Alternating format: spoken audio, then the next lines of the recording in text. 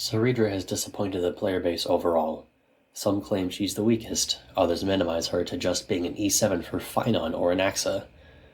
Given that she has a reputation even before her release, it's difficult to find anyone who fully approves of her. I'm going to try to explain why she and her perceived deficiencies are good for the players and the game itself. Cerydra has been consistently maligned ever since her beta kit was revealed. Her subsequent revisions shuffled her abilities around, but never made her look significantly more useful or powerful. Versions 3 and 4 even included a blatantly Phynon exclusive buff, forcing the player base to remind Hoyo that they're supposed to sell the crack, not smoke it. Version 5 thankfully removed the exclusivity. Cerydra's disappointing reveals didn't help her reputation, but her predecessors set expectations she couldn't meet, prematurely tanking her popularity. Expectation number 1 was that support units exist only to enhance the offense of others. Cerydra explicitly intends to deal some damage herself, with her ultimate not only being an AoE, but having a respectable multiplier too. Her final version's base kit has an additional damage trigger like Robin, RMC, or Moza, and to really convince us, her second major trace gives her a static 100% crit rate. All of this functionality works perpendicular to her intended role as a Harmony unit, implying she's a sub-DPS too. This deviance from the expectation already invites scrutiny. There are 2 prior exceptions to this, neither of which excuse her from the second expectation. Units with 2 roles fulfill both well. Remembrance Trailblazer is similar to Cerydra in form and function, having the same auto-crit ultimate, move choice mechanic, and incomplete buff uptime. RMC gets away with it because every player gets to E6 them for free. Tribbie, on the other hand, excels at both roles simply because she is Tribbie, and sets a high standard for other Harmony units hoping to killsteal. So, yes, Cerydra is not very good.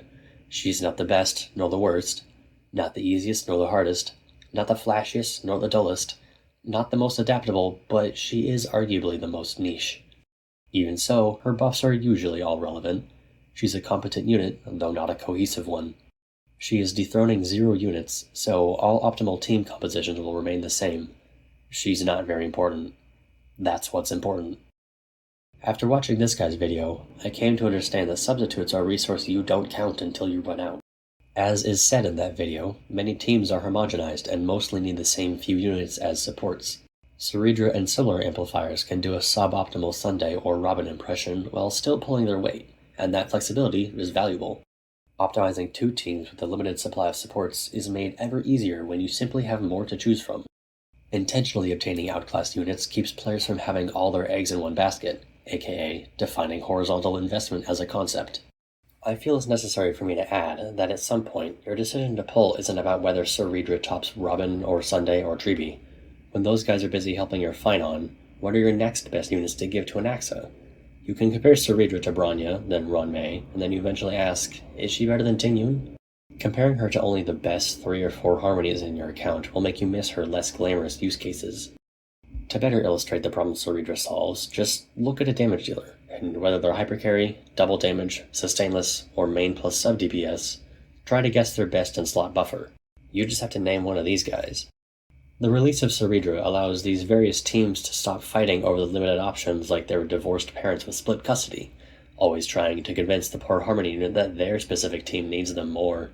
The teams are still like divorcees, but now each parent has their own child with their own spouse. In the Harmony's absence, there is still a void, but the other child can partially fill it. Still, the Harmony units themselves are never the ones benefiting from being swapped around so often. This metaphor does not get less relevant the deeper you go, it only gets more depressing. So, Cerydra will never be picked first, but she will consistently be picked second or third. That strength can't be sold with her. She needs to be needed. She needs to be wanted. For players who don't need or want her, Cerydra's addition to the game is still beneficial. She is best in slot for nobody. People will be obtaining her for their own pleasure, not for the meta. She can do something unique, and it doesn't break the game. In short, she is devoid of power creep. No standards have been raised, and accounts with her will perform just as well as the accounts without. The game is no closer to the new patch equals new meta singularity.